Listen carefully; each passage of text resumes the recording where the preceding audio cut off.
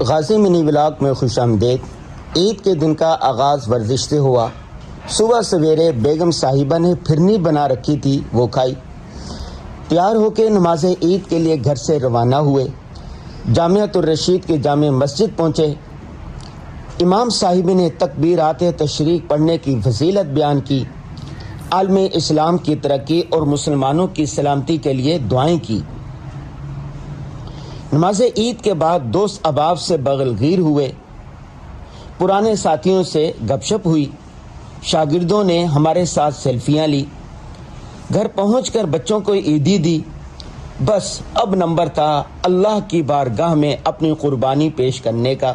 اپنے ہاتھ سے جانور ذبح کیا، بچوں کو سکھایا کہ جانور کیسے ذبح کیا جاتا ہے، پھر خود سارا گوشت بنایا۔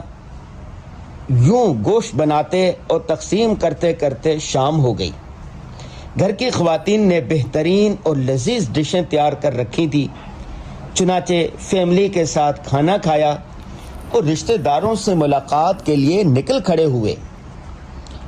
آج کی ضروری بات یہ ہے کہ اپنے بچوں کو ساری چیزیں خود سکھائیں اور ان کی بہترین تربیت کریں۔ اللہ حافظ۔